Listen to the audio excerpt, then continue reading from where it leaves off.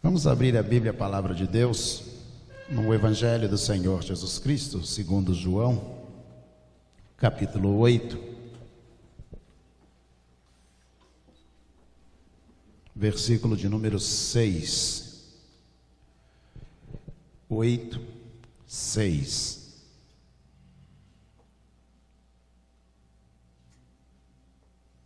João, capítulo 8, versículo 6. Quem achou, diga amém. Agora está projetado. Se puder projetar junto, para fora da igreja, com a imagem.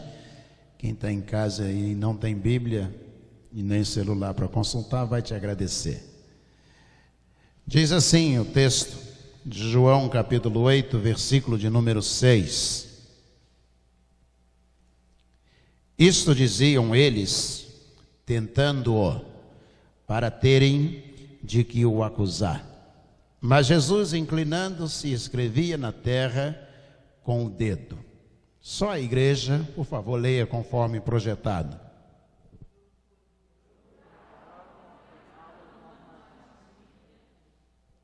João 8, 6. Isto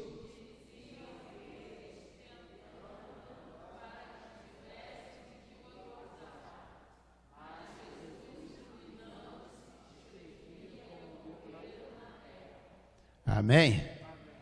Vamos orar? Senhor, muito obrigado, Deus, pelo amanhecer de mais um dia, por poder continuar vivo, fazendo parte da história da humanidade. Nós te agradecemos, ó Deus, porque o Senhor é bom e o Senhor tem nos abençoado. Agora, Senhor, nós pedimos, ó Deus, uma porção da palavra do Senhor sobre cada um de nós. Que o Espírito do Senhor tenha liberdade para se mover entre e dentro de cada um de nós, para que a palavra do Senhor venha premiar o nosso coração e a entendamos, e, ó Deus, possamos colocarmos-nos, ó Deus, como disponíveis para executar o querer do teu coração. Venha, ó Deus, nesta hora e abençoa-nos, ó Deus, pois nós oramos em nome de Cristo Jesus, Senhor de cada um de nós. Amém. Amém. Quando esse fato ocorre de João capítulo 8, na verdade, os discípulos e Jesus, eles estão vivendo dentro de uma religião chamada judaísmo. O judaísmo havia sido instituído a partir das experiências pregressas dos filhos de Deus, da experiência de Abraão, das leis de Moisés, e essas experiências vão indicar um norte que vai se estabelecer o judaísmo. O comportamento, ou seja, a doutrina, a palavra vem do latim doctrine, ficar na mente. Doutrinar alguém é inserir na mente deste alguém, doctrine. E a doutrina do judaísmo estava baseada na lei de Moisés. Então, tudo aquilo que o judaísmo, a religião predominante daqueles dias, acreditava e ensinava, estava sob a lei de Moisés. O grande problema é que o judaísmo se estabeleceu como uma religião. E ao se estabelecer como uma religião, o que aconteceu? O judaísmo, os praticantes do judaísmo, esqueceram os ensinamentos de Moisés. E se agarraram a tantas coisinhas, a tantos comportamentos sociais, que esqueceram o que verdadeiramente significava o ensinamento de Moisés. Por exemplo, não matarás. Está lá em Êxodo, e ensina claramente que não deveria matar alguém. Embora a declaração, o verbo no hebraico, no nifal, ele diz que havia uma proibição ao assassinato, não à execução em si mesmo. Mas havia uma determinação de Moisés, que era proibido matar. E você vai encontrar no Novo Testamento, tantas vezes, os sacerdotes, os escribas, os fariseus, eles estão macumunando de que maneira eles vão matar Jesus. Ou seja, a religião se tornou um encontro social em que os ensinamentos, as doutrinas da religião judaica já não faziam sentido para aqueles que frequentavam os templos. E é o que pode acontecer de pior a um grupo religioso. O grupo que passa a se comportar socialmente, mas perde a sua identidade doutrinária. E nós estamos vivendo um tempo assim. As últimas décadas têm mostrado grupos religiosos que muito mais parecem encontros sociais do que um encontro para conviver e reafirmar a doutrina do cristianismo. Então, se você olhar para o Evangelho de João, no capítulo 7, por exemplo, a partir do versículo 25, os escribas e fariseus, eles estão incomodados, porque Jesus havia transformado a água em vinho. Isso mesmo, Jesus havia levantado o paralítico de Betesda, que estava há 38 anos no mesmo lugar esperando o milagre, que o judaísmo não produziu, que a religião judaica não trouxe transformação, que ele não conseguiu alcançar a bênção que ele estava esperando no judaísmo há 38 anos. E isso estava incomodando. Começou a incomodar profundamente. Jesus então multiplica os pães e os peixes e alimenta uma multidão de aproximadamente, estima-se, 12.000 pessoas. Isso vai incomodando. E quando você está arraigado, você está enterrado numa convicção em que você não mais consegue sustentá-la racionalmente, fica muito difícil você mudar. Porque você vive o que você viveu no passado. Você vive o que os outros disseram que viveram. Mas você não quer abrir mão para uma experiência nova. E a religiosidade judaica estava exatamente assim. Ela estava estabelecida. Ela tinha um sumo sacerdote indicado pelo conselho romano. Aliás, tinha dois, Anás e Caifás. Sumo quer dizer um só, acima de tudo. De vez em quando eu ouço pela televisão, diz assim: eles dois são os únicos no mundo. Único é singular, não tem plural. A não ser que você esteja falando de realidades diferentes, aí você poderá apresentar. Mas eles dois são os únicos no Brasil que já conseguiram fazer tantos gols. Não existe únicos nessa situação dentro de uma mesma realidade. Você não tem sumo sacerdote, dois sumos sacerdotes. A religião foi se afastando completamente do propósito do coração de Deus, dos ensinamentos de Moisés, e passou a ser uma aglomeração social. E aí Jesus está ensinando. A multidão está maravilhada com o que Jesus está ensinando. E sabe o que acontece? Capítulo 7, versículo 25. Eles se reúnem e eles tomam uma decisão. Tem que mandar alguém prender Jesus. A gente tem que acabar com isso que está acontecendo, essa coisa nova, essa mudança, essa transformação, porque nós não podemos abrir mão do que a gente já sabe. Muitas vezes acontece na igreja. Aparece alguém novo querendo evangelizar, e aquele crente antigo que não quer evangelizar, ele começa a ver defeito no que está fazendo aquilo que deveria ser feito. Quantas vezes acontece isso na igreja? Aparece alguém cantando um hino novo, um ritmo novo, tentando trazer vida àquilo que já está morrendo, e alguém se levanta contra aquilo que a pessoa está fazendo, porque isso tem uma cara nova. E eles decidiram: vamos prender Jesus. Se você olhar para o capítulo 7, o versículo 32, ele vai dizer que os escribas e fariseus, eles se reuniram e eles tomaram uma decisão: temos que prender Jesus. Prender Jesus? Por que prender Jesus? Porque temos que prender. Mas o que ele fez? Não sei.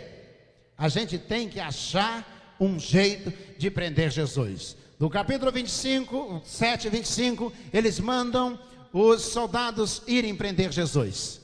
E eles vão lá, eles olham Jesus, eles ouvem os ensinamentos de Jesus, e eles pensam, nós não podemos prendê-lo. E eles mandam de novo no versículo 45, eles enviam outra vez os soldados e dizem, vão lá, prendam esse camarada, tragam esse camarada preso. E os soldados vão até lá, e eles no meio da multidão ficam ouvindo os ensinamentos de Jesus, e os soldados ficam maravilhados com aquilo que Jesus está ensinando. Uma sociedade podre, como é a sociedade brasileira, ela tem dificuldade de encontrar mudanças. Você acha mesmo que o Brasil precisa de mais de 500 deputados federais? Claro que não. Mas essa sociedade política jamais vai mudar, porque ela precisa de oportunidade para permanecer no poder. Você acha mesmo que nós precisamos de uma polícia civil e uma polícia militar? Claro que não, uma só eficiente bastaria. Mas nós precisamos perpetuar no poder o que nós temos até o dia de hoje. Você acha mesmo que nós precisaríamos ter tantos grupos religiosos, tantos evangélicos, tantas facções evangélicas? É claro que não. Mas há muitos grupos que se prevalecem desta realidade que nós estamos vivendo, porque precisa tirar dinheiro do povo, precisa de projeção, precisa eleger políticos. É difícil mudar aquilo que está estabelecido e precisa permanecer. Jesus, quando ele vem trazer uma proposta nova, uma realidade nova, uma sociedade nova, uma religião nova, uma pregação, um evangelho, para que o mundo pudesse se guiar por ele. E aí, aqueles que estão estabelecidos no poder, eles dizem, nós não podemos deixar. No 25 eles enviam soldados. No 32 eles dizem que a decisão é dos escribas e fariseus. E no 45 eles enviam os soldados de novo para prenderem Jesus. E os soldados estão lá, ouvindo Jesus ensinar. Jesus está orientando, e eles estão ouvindo Jesus ensinar. E eles retornam para o conselho. E quando eles chegam ao conselho dizem, cadê o homem? Vocês não prenderam Jesus? E os soldados que foram buscar Jesus dizem, ninguém pode prender esse homem, ninguém fala do jeito que ele falou, ninguém tem a autoridade que ele tem. Vocês têm que ouvir o que eles estão dizendo, o que ele está dizendo. Ele está dizendo algo que move o nosso coração.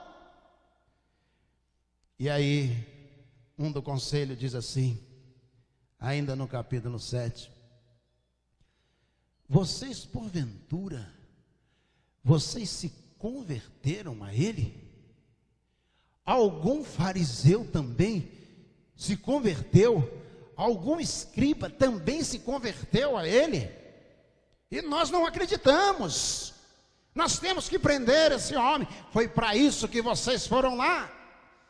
E Nicodemos, que era membro do conselho, você vai lembrar disso no início do Evangelho de João, ele se levanta em meio à multidão, já está terminando o capítulo 7, e ele diz, nós não podemos prender um homem, julgá-lo e condená-lo sem ouvir este homem.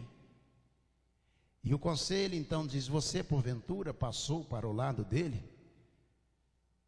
E aí depois dessa discussão breve, termina dizendo o capítulo 7, e cada um foi para a sua casa. Haviam acusadores o tempo todo tentando achar um jeito de prender Jesus.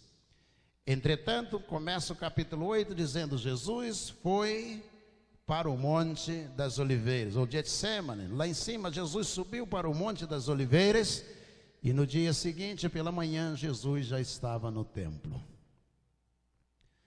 Quando Jesus está ali, agora sim, os escribas e fariseus arrastando uma mulher que foi pega em pleno ato de adultério.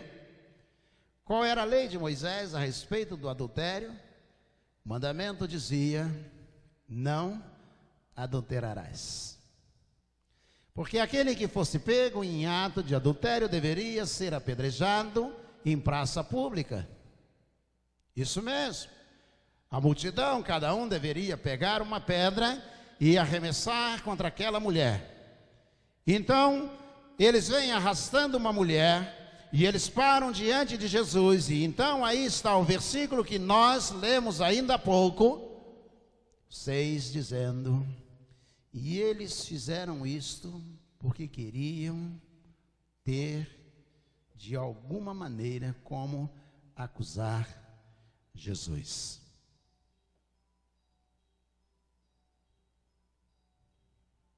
Vamos esperar o celular. Assim que ele terminar o desligar, a gente continua. Então, eles queriam ter do que acusar Jesus. Trouxeram a mulher. Pode ser que às vezes você pense que você venha pensar que você é o tema, é o ponto central do que está acontecendo. Pode ser que você, ao analisar o mundo que você está vivendo, até mesmo em meio à pandemia, você pensa, mas por quê? Por que eu? Por que no meio dessa pandemia, Senhor, logo agora, nesse tempo que eu estou vivendo, há 100 anos não tinha uma pandemia, agora, logo nesse tempo, por que eu? Você pode achar que você é o ponto central do que está ocorrendo ao seu redor. E eles vêm trazendo a mulher. E parece que a mulher é o ponto central, é o tema do que vai acontecer ali. Mas a Bíblia diz que eles queriam ter do que acusar Jesus. A mulher não tinha problema, não havia problema algum que interessasse a eles, porque a lei de Moisés não fazia muito sentido. Não matarás, eles queriam matar Jesus, não adulterarás, isso era constante em Israel, na realidade até do próprio rei Davi. Não dirás falso testemunho, isso acontecia inúmeras vezes nas reuniões do conselho, como nós lemos ainda há pouco, e eu mencionei o capítulo 7. Mas qual era então o problema? Tinha que usar a religião para satisfazer a necessidade social, ou seja, prender Jesus. É muito ruim quando a gente percebe que a religião, a denominação religiosa em si, ela está sendo usada o tempo todo para satisfazer o egoísmo, o interesse social.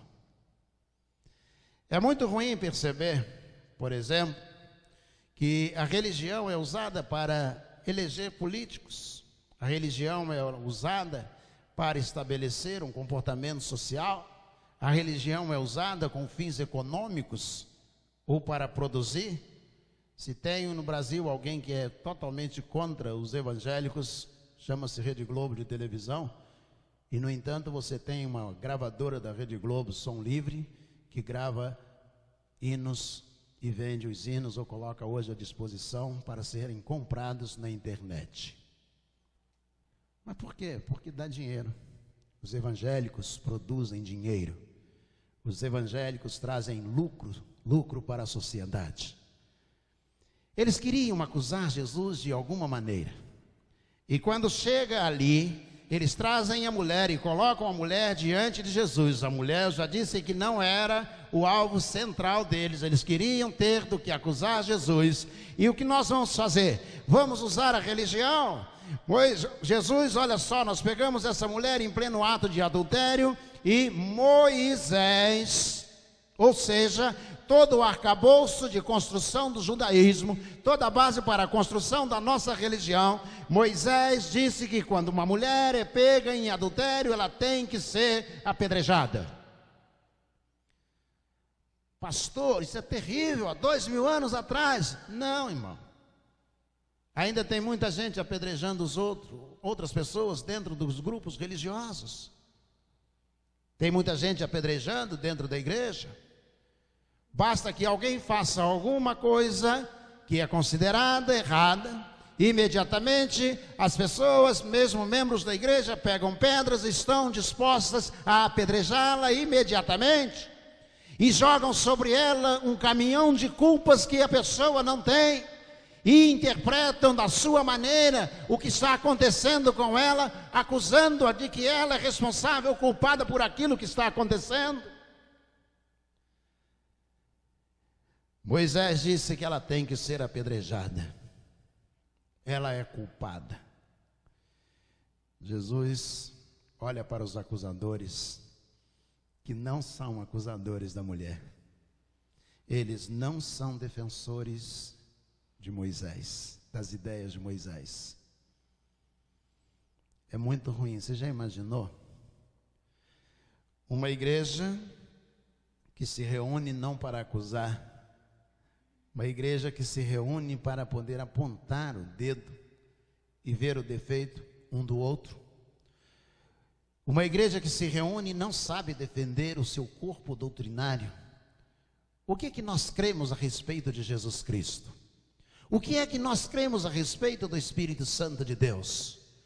O que é que nós cremos a respeito do pecado? E da vinda do Senhor Jesus, o que é que nós cremos e a Bíblia está ensinando? Quantos crentes têm condições de defender as doutrinas bíblicas ou apresentá-las de modo escorreito, dizendo o que a Bíblia ensina a respeito de determinados temas? Sabe por que temos dificuldade à semelhança dos judeus? Porque nós pouco nos importamos em saber quais são as doutrinas que dão a base para o cristianismo. Nós nos assemelhamos àqueles acusadores, e quando você não tem essência, é muito mais fácil você caçar um jeito de acusar os outros. Jesus olha para eles e Jesus abaixa e começa a escrever no chão, diz o texto. Jesus, versículo 6, escrevia na terra com o dedo. Alguns estudiosos dizem que Jesus estava escrevendo o pecado da multidão que estava diante dele com a pedra na mão. Imagine uma Assembleia Geral da Igreja. Imagine que nos reunamos para excluir alguém. O pecado dele é o pecado X, e nós nos reunimos aqui porque temos que excluir aquela pessoa. E então, naquele exato momento que a Assembleia está reunida e o presidente vai pedir para levantar a mão, aparece escrito na parede da igreja, ou então o sistema de projeção interno da igreja começa a projetar por escrito o pecado de cada irmão. Você já imaginou? Aparece lá Celso Ribeiro Filho, aparece lá Cláudio Fidelis, Arthur, vai aparecendo o nome e o pecado. O que você faria? Talvez saísse correndo de dentro do templo, desaparecesse daqui e então dissesse: não, pensando bem, vamos encerrar essa reunião. Foi o que eles fizeram. Os acusadores, quando Jesus olhou para a multidão, Jesus abaixou e começou a escrever o pecado.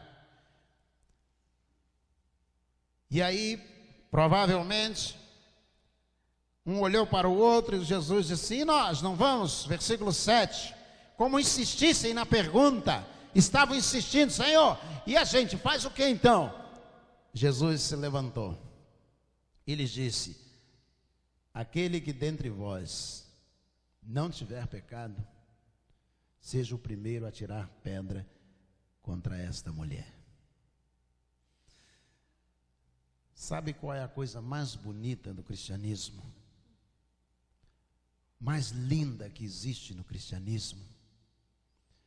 É que Jesus nos chamou para a gente tomar conta da vida da gente. Vou repetir. Jesus te chamou para você tomar conta da sua vida. Essa é a essência do cristianismo. Olhar para si mesmo. Jesus disse: quem não tiver pecado, atire a pedra. Me permita criar uma figura. Imagine você, ali está a mulher, aqui está a multidão com uma pedra na mão, e cada pessoa tem a pedra na mão e só consegue enxergar o pecado da mulher. Imagine a cena exatamente assim. Imagine que Jesus faça descer do céu um espelho e coloque o espelho entre a mulher e a multidão. E quando a multidão olha para a mulher, só vê a si mesmo, cada pessoa só vê o seu rosto, a sua cara, só consegue enxergar o seu pecado, e apedrejar naquele espelho significava jogar a pedra contra si mesmo. E sabe o que aconteceu? A multidão começou a soltar a pedra. Diz a Bíblia, desde o maior até o menor. Acusadores de si mesmo. Isso é muito difícil. Eu me lembro e gosto de contar de uma experiência de um escritor francês, Antoine Saint-Exupéry, no seu livro Le Petit Prince. Ele tem uma figura fantástica, o Pequeno Príncipe, e ele fala de um reizinho que está viajando pelo universo e chega um asteroide, e lá um príncipe encontra um rei, e aí ele olha para o lado e diz: você é rei aqui? E ele diz: sou, mas não mora mais ninguém aqui. E o rei diz: é por isso que eu sou rei, onde não há mais ninguém eu posso ser o que eu quiser. E aí eles fazem amizade na obra de Exupéry, e aí o Pequeno Príncipe diz para ele: eu tenho que ir embora. E o rei diz: eu ordeno que você fique, eu sou o rei aqui. E o Pequeno Príncipe diz: eu não posso, eu tenho uma rosa para cuidar dela, e eu não posso ficar aqui, eu tenho que voltar para casa. Eu ordeno que você fique, mas eu não posso, eu tenho que ir embora.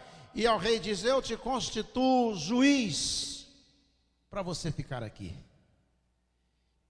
E aí o Pequeno Príncipe diz: mas eu vou julgar quem?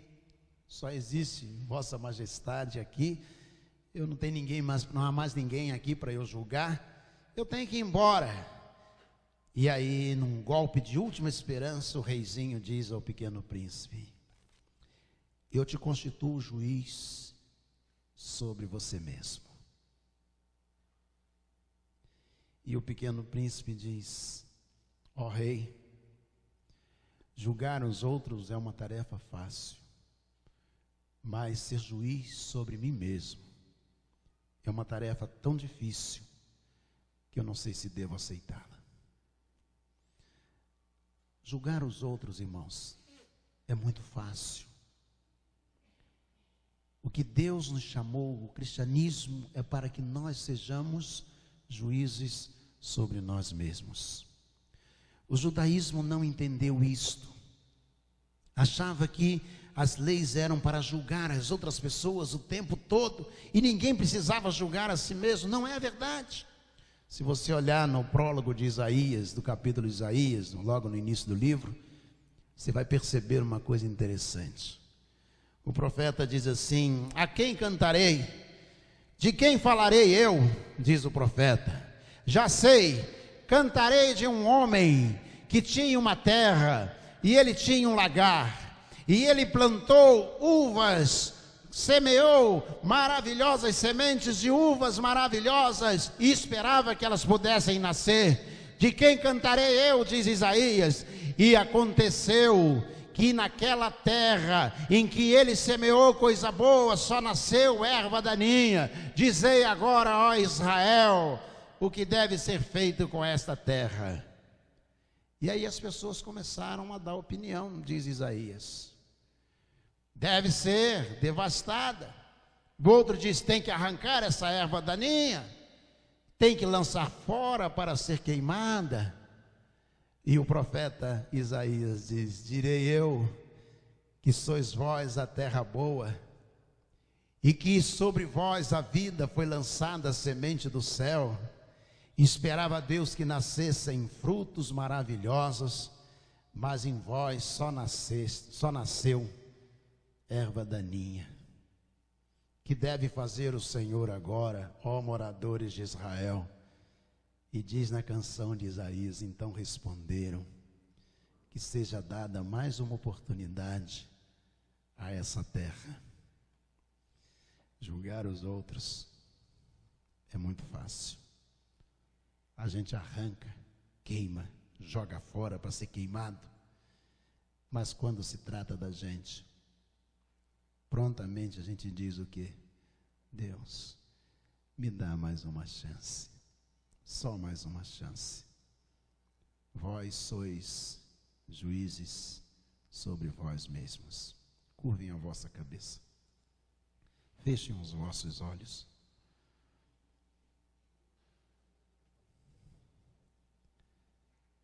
Não importa se você é forte ou fraco, culto ou indouto.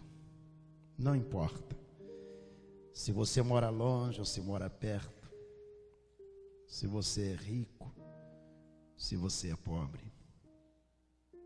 Não importa. Só há uma coisa nesta hora que você deve fazer: ser juiz sobre você mesmo.